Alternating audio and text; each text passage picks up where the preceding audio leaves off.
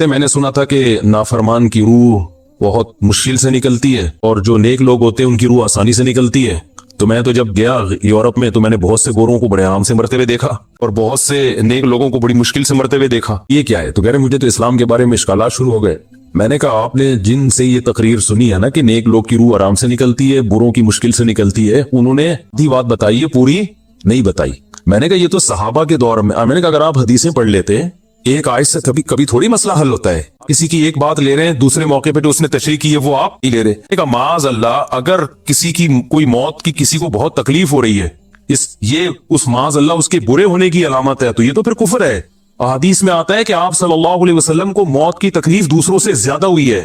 آپ صلی اللہ علیہ وسلم فرمایا اوعکو کما یوعکو رجلان منکم، مجھے بخار میں اتنی تکلیف ہوتی ہے جتنی تم میں سے دو آدمیوں کو ہوتی ہے. پر جب بیماری آتی تھی نا آپ کو تکلیف دوسروں سے زیادہ ہوتی تھی. اور امی عائشہ رضی اللہ تعالی عنہا فرماتی ہیں کہ نبی صلی اللہ علیہ وسلم کا سر مبارک میری گود میں تھا جب آپ کی روح نکلی ہے. آپ کی جو میں نے موت کی تکلیف دیکھی ہے، جس شدت میں آپ جس تکلیف میں تھے، اس کے بعد مجھے کسی کی موت کی جو آسانی سے کوئی یہاں سے گیا ہو نا، اس کے مرنے پر مجھے کبھی رشک نہیں آیا. رشک کا کیا مطلب؟ کہ بھئی یہ اتنی آسانی سے چلا گیا، اس کا مطلب یہ زیادہ اچھا تھا اور معاذ اللہ آپ صلی اللہ علیہ وسلم کے اعمال کم تھے، تو یہ تو ممکن نہیں ہے نا. کہتے ہیں مجھے کبھی کسی پہ رش نہیں آیا کہ آرام سے مر گیا تو بہت نیک ہوگا. ٹھیک ہے نا، بہت مشکل ہے سمجھانا.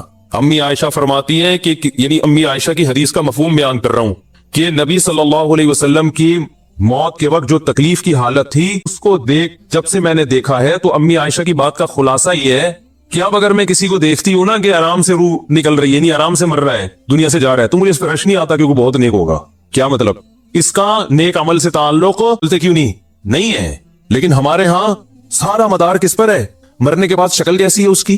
آڑا ترشا ہو گیا تو جہنم میں جا رہا ہے اس کا مطلب. اور اگر مرا ہوا ہے، دانت کھلے میں، ایسا لگ رہا ہے مسکرا رہا ہے، سیدھا کہاں جا رہا ہے؟ بھائی اگر خدا نخواستہ کوئی لکوے کا مریض تھا، کوئی فالج کا مریض تھا، وہ تو مرے گا تو اس کا تو بیچارے کا ہوگا تھوڑا سا چہرہ بھی ٹیڑھا ہو سکتا ہے، کچھ بھی ہو سکتا ہے. نیک لوگوں کا بھی ہو سکتا ہے. مدار کس پر ہے؟ اعمال پر. اور نیک لوگوں کو بعض دفعہ موت کے وقت ڈبل تکلیف دی جاتی ہے. ایک تو اس لیے دی جاتی ہے، یا تو اس لیے کہ کوئی گناہ ان کا باقی رہ گیا ہوتا ہے. کیا کہتے ہیں بھائی قبر میں جانے سے پہلے اس کو ہمارے پاس دھلا کے لے کے آؤ، صاف ستھرا ہو کے. اب ہمارے پاس آ رہا ہے تو اب ہم نہیں چاہتے کہ اس کے گناہوں کی گٹری ہو، اس کو پاک صاف کر کے لے. میں نے بڑے بڑے بزرگ دیکھے جن کو آخری وقت میں بہت مصیبت میں گزری ان کی، یعنی زندگی کے آخری ایام، بیٹیوں کی ٹینشن، کسی بیٹی کو طلاق ہو گئی، وہ گھر آ گئی، کوئی اور مسئلہ ہو گیا تو بڑی ٹینشن میں آخری وقت. لیکن وہ زبان سے کیا کہتے تھے؟ شکر. کیا شاید اللہ تعالی ہمارے گناہوں کو معاف کرنا چاہتا. اولاد کی حدیث میں آتا ہے کہ انسان کو اس کی گھر والی کی طرف سے، اس کی اولاد کی طرف سے، اس کے جسم کی طرف سے تکلیفیں پہنچتی رہتی ہیں اور اس کے گناہ معاف ہوتے رہتے ہیں حتی لقی اللہ طاہرا مطہرا، جب اللہ کے پاس آتا ہے نیٹ کلین، بالکل گناہوں سے پاک صاف ہو گیا. لیکن یہ تکلیف ہوتی جس میں صبر کی توفیق بھی ملتی ہے، کیونکہ اللہ دے رہا ہے نا تکلیف، اور اللہ سزا کے طور پہ نہیں بلکہ کفارے کے طور پہ، تاکہ ہمارے پاس آئے تو صاف ستھرا ہو گئے. تو اس تکلیف میں پھر صبر کی توفیق، اس لیے علماء کہتے ہیں جس تکلیف میں صبر کی توفیق مل رہی ہے سمجھ لو یہ رحمت ہے. یہ کیا ہے؟ یہ اللہ آپ کو بنانا چاہ رہا ہے کچھ. اب لوگ کہتے ہیں یہ والی تکلیف کی، وہ والی کیوں نہیں آئی، یہ تو بہت زیادہ ہو گئی. تو بھئی اللہ سے کوئی نہیں لڑ سکتا، وہ جو دے رہا ہے وہ اس پہ صبر کرو. اسی کو کہتے ہیں تقدیر پر رضا. کیا قبر والے سنتے ہیں؟ اگر نہیں سنتے تو ہم یہ دعا کیوں پڑھتے ہیں، السلام علیکم یا اہل القبور؟ وہ تو سنتے ہی نہیں. اختلافی مسئلہ ہے. ہماری رائے یہ کہ نہیں سنتے. قرآن مجید کی آیت ہے لا تسمع الموتى ولا تسمع الصم الدعاء، کہ نبی آپ مردوں کو نہیں سنا سکتے. تو اس میں بہت کچھ لے دے ہوئی ہے، بہت کچھ کہا گیا ہے. تو حدیث میں بعض جگہ سننا بھی ثابت ہے. تو ہماری رائے یہی ہے، جو ہمارے اکابر میں سے بھی بہت سو کی رائے یہی تھی. حضرت مولانا سرفراز خان صفدر صاحب کا اس پر بہت تفصیلی رسالہ ہے، انہوں نے بھی آخر میں خلاصہ یہی بیان کیا ہے. یہی ہے کہ اصل یہی ہے کہ مردے نہیں سنتے، الا یہ کہ جہاں سننا ثابت ہے تو وہاں ہم قائل ہیں.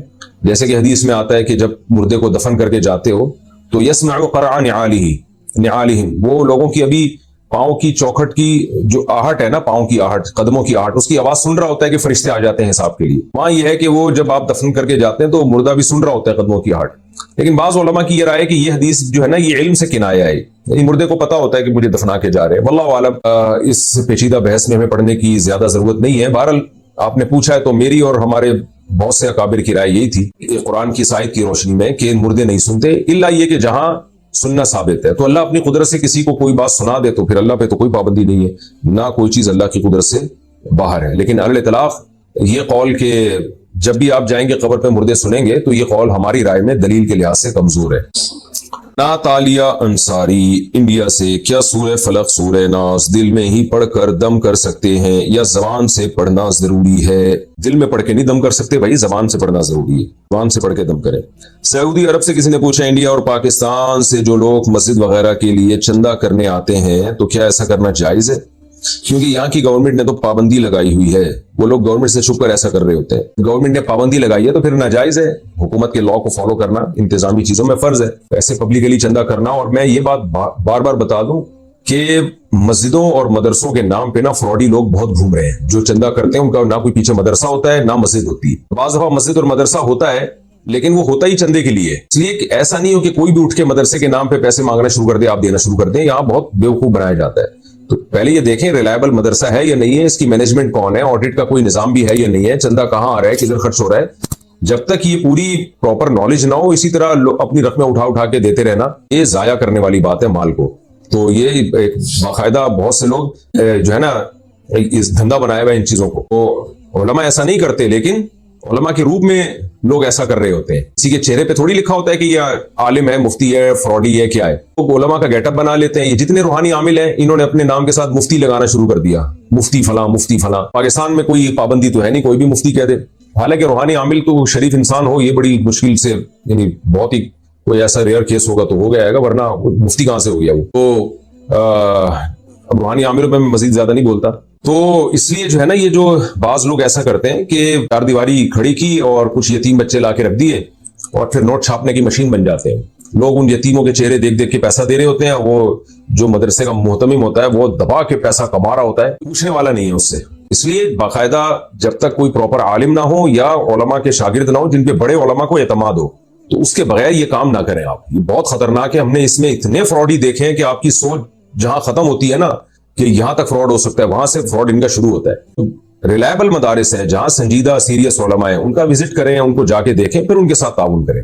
तो या अगर किसी भी छोटे मदरसे के साथ ताउन करना है तो पहले विजिट करें, पूरा देखें कि भाई ऑडिट कर, तुम रसीदें दिखाओ हमें क्या हो रहा है, या कितना कहां से आ रहा है, या तुम पे कौन एतमाद करता है बड़े उलमा में से। तो मैं आपको बताऊं, मेरे नाम को कितने लोगों ने गलत कैश की करवाया है। मेरा भांजा है वासे, तो उसकी आवाज में जो है चंदे मांगे लोगों से कि मुफ्ती साहब का भांजा बात कर रहा हूं। लोगों ने पैसे दिए उसको, हालांकि मेरे भांजे को पता भी नहीं कि कोई उसके नाम पे पैसे ले रहा है। कितने लोग हैं मेरे साथ आके दोस्ती लगाई, चंद दिन साथ घूमे, समझे ये मुफ्ती साहब के बहुत ही क्लोज हैं, उसके बाद जाके मालदारों से ताल्लुक कायम करके अपने मदरसों के लिए चंदे करना शुरू कर दिए। हालांकि वो मदरसे भी नहीं थे उनके, ड्रामेबाजी थी। बड़े बड़े मसाइल होते हैं भाई इसमें, इसलिए आप किसी पैसों के मामले में कोई आपको बेवकूफ ना बनाए, इसलिए होशियार रहे इसमें। और सऊदी अरब में जब कोई चंदा मांगने आया तो बेचारा उसका तो पता ही नहीं चलता ये है कौन, कहां से आया ये। यहां से होल सेल के हिसाब से भिखारी जाते हैं सऊदी अरब। मैंने ऐसे भिखारी देखे सऊदी अरब में चंदा कर करके ना पूरे पूरे कंटेनर बुक किए उन्होंने जहाजों में, उनका माल शिप के जरिए कराची आया है।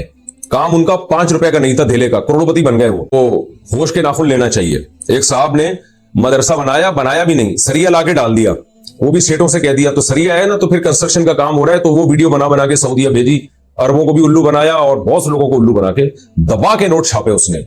तो ये कंस्ट्रक्शन का काम दिखा देंगे, देखें कंस्ट्रक्शन हो रही है। मदारिस के साथ ताउन भरपूर तरीके से करना चाहिए, लेकिन मदरसा हो और उसमें करप्शन ना हो, पूरा सिस्टम चल रहा उसका। तो इसलिए जो है अदरवाइज नहीं करना चाहिए। चंद मदारिस के मैं नाम बता देता हूँ। दारुल उलूम कुरंगी है, बिनोरी टाउन है, जामिया फारूकिया है, जामिया रशीद है, बिनोरिया है जो साइट में। ये कराची के मशहूर मदारिस हैं जिन पे एतमाद किया जा सकता है। और भी हैं, मैं ये नहीं कह रहा, लेकिन ये बड़े बड़े मशहूर मदारिस हैं। तो लाहौर में जामिया अशरफिया है, इसी तरह पेशावर में कुछ बड़े मदारिस हैं। तो ये काबिल एतमाद हैं, बड़े अकाबिर की रहनुमाई में ये मदारिस चल रहे हैं।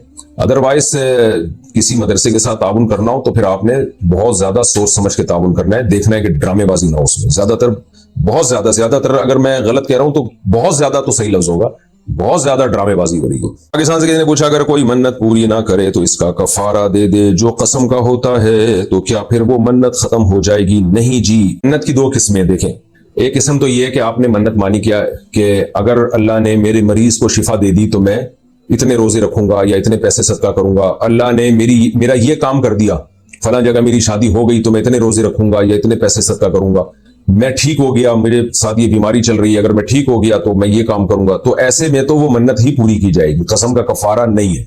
लेकिन अगर किसी ने मन्नत के ऐसे अल्फाज माने कि अगर मैंने फला काम किया یعنی ایسا کام جس سے آپ بچنا چاہتے ہیں. جیسے کوئی گناہ کی عادت پڑ گئی, آدمی قسم اٹھا لیتا ہے اگر میں نے یہ گناہ کیا یا میں نے فلاں کام کیا تو میں جو ہے مہینے کے روزے رکھوں گا یا میں 1,00,000 روپے صدقہ کروں گا. جس کام سے بچنے کے لیے انسان قسم اٹھاتا ہے نا, قسم کو یعنی سوری منت مانتا ہے, قسم نہیں منت, کہ یہ کام میں نے اگر کیا تو مجھ پر اتنے روزے لازم ہے, تو پھر اس کام کو اگر کر لیا تو پھر اس میں اس کے پاس آپشن ہوتا ہے کہ چاہے تو اتنے روزے رکھ لے, چاہے تو قسم کا کفارہ ادا کر لے. تو قسم کے کفارے کے طور پہ 3 روزے ہوتے ہیں. پھر تو یعنی ہر منت میں ایسا نہیں ہوتا کہ قسم کا کفارہ دے سکتا ہے. اس منت میں ایسا ہوتا ہے جس میں کسی کام کو نہ کرنے کے لیے منت مانی ہو تاکہ میں اس کام کو نہ کر پاؤں. وہ کام کرنے سے پھر منت واجب ہو جاتی ہے, لیکن اس میں یہ آپشن ہوتا ہے قسم کا کفارہ بھی دے سکتے ہیں آپ. وجہ اس کی ہے کہ یہ حکم کے لحاظ سے جو ہے نا یہ یمین ہے, اور یعنی حکم کے لحاظ سے تو یہ یمین ہے, ہاں, اور الفاظ کے لحاظ سے یہ منت ہے. اس لیے اس میں دونوں آپشن ہیں. لیکن نارملی کسی نے منت مانی ہے کہ میرا یہ کام ہو گیا, اللہ نے یہ کام کر دیا تو میں روزے رکھوں گا, تو پھر وہ روزے ہی ہیں اور اس میں قسم کا کفارہ نہیں ہے. انڈیا سے مجھے کیا ہندو کے گھر میں نماز پڑھ سکتے ہیں؟ جی پڑھ سکتے ہیں, کیوں نہیں پڑھ سکتے. راجستھان سے کسی نے پوچھا, راجستھان انڈیا سے, نیاز اور فاتحہ کیوں نہیں دلانا چاہیے, اس بارے میں بتا دیجئے, کیونکہ لوگ مجھ سے ہر بار یہی بولتے ہیں کہ تم لوگ نیاز کیوں نہیں دیتے. ان سے بولیں یہ نیاز کا لفظ ہی نہیں ہے حدیث میں. یہ چلو لفظ بعض حدیثوں میں نہیں ہوتے, عمل تو ملتا ہے, تو عمل بھی نہیں ہے. بتاؤ کن صحابی نے کس وقت نیاز دلائی تھی, کیا کیا تھا. یہ نیاز دلانا ہوتا کیا ہے؟ صدقات و خیرات ہیں, کسی بھی غریب کو جب چاہو چپکے سے کھلا دو اللہ کی رضا کے لیے, بس. اس سے زیادہ صدقات و خیرات کی اور کوئی حیثیت نہیں ہے, بس یہی حیثیت. تو 11ویں 12ویں اور پھر فلانے کی نیاز اور فلانے کی نیاز, یہ نبی صلی اللہ علیہ وسلم, صحابہ, ائمہ اربعہ, مجتہدین میں سے کسی سے بھی ثابت نہیں ہے. صاحبہ امریکہ سے پوچھتی ہیں, میں شادی شدہ ہوں اور صاحب اولاد ہوں, میں ملازمت کرتی ہوں اور اپنے بہن بھائیوں اور ماں باپ کی کفالت کرتی ہوں. خدمت کا موقع ملنے پر بہت خوش ہوں. آپ رہنمائی فرمائیں کہ کیا اپنے ماں باپ اور بہن بھائی پر خرچ کرنا صدقے میں شمار ہوگا یا مجھے الگ سے صدقہ دینے کا اہتمام کرنا چاہیے. یہ بھی فرمائیں کہ کیا میں اپنی زکوٰۃ اپنے بالغ بہن بھائی کو دے سکتی ہوں جو مالی طور پر صاحب حیثیت نہیں ہے. نیز یہ بھی بتائیے کہ کیا میں اپنے والد کے قضاء, روزوں اور نمازوں کا کفارہ ان کی اجازت سے اپنے مال سے دے سکتی ہوں. وہ سب کام کر سکتی ہیں جن چیزوں کا بھی آپ نے پوچھا ہے. اور جو شریعت میں رشتہ داروں پہ جو خرچ کرنے کا صدقہ ہے نا, اس میں 2 ثواب ملتے ہیں. حدیث میں آتا ہے صدقے کا ثواب بھی اور رشتہ داری جوڑنے کا ثواب بھی. تو اللہ آپ کو اور توفیق دے, آپ کے مال میں اللہ تعالیٰ اور برکت دے. لیکن ہمیں رشتہ داروں پہ بھی خرچ کرنا چاہیے, لیکن دوسرے جو دیگر شریعت کے مصارف ہیں نا, جہاں شریعت نے بتایا اگر وہاں ضرورت ہو تو وہاں بھی خرچ کرنا چاہیے. جیسے دین کی تبلیغ کے لیے, یا کوئی آپ کو بہت زیادہ ضرورت مند مل جاتا ہے جو بیچارہ کھانے پینے کا محتاج ہے, کہ رشتہ داروں کو آپ نے دیکھا کہ کھانا پینا ان کو اچھا مل رہا ہے, تو پھر اس مسکین کو ترجیح دینی چاہیے ایسے موقع پہ. یعنی اگر رشتہ داروں کا پیٹ بھرا ہوا ہے, ان کو بہت زیادہ ضرورت نہیں ہے, اور کسی ایسے فرد کو بہت زیادہ ضرورت پڑ جاتی ہے, آپ نے اس کی ضرورت پوری نہ کی, تو وہ تو بالکل ہی حالت اس کی غیر ہو جائے گی. تو پھر ایسے موقع پہ شریعت ضرورت مند کو ترجیح دیتی ہے رشتہ داروں پہ. نارملی تو رشتہ دار ہی کو ترجیح دینی چاہیے.